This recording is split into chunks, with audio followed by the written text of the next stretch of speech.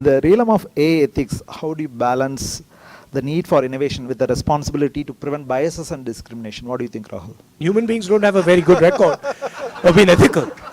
I mean, World War II, World War I, these are not, human beings are not that ethical. But I think these are things that, as Sam said earlier, that we need to sit down, not just as individuals or nation states, but as the planet as a whole and discuss these things and try and understand the possible repercussions.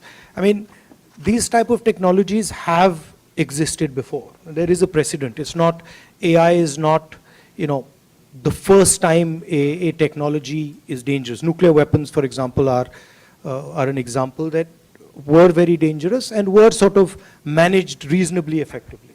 So I'm sure that these questions can be tackled.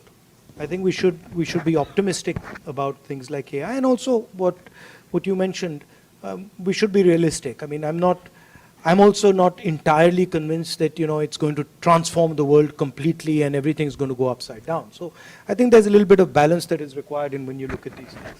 Education plays a vital role in the AI literacy. So how do you think we can integrate AI education as part of the Indian curriculum?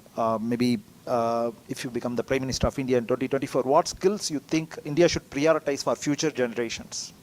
I mean, for me, I'm sitting here today, and a lot of my time is spent back home in the rural environment. So it's a cultural sort of huge transition, seeing, having this type of discussion and then seeing the reality of the Indian education system and our school system and stuff like that.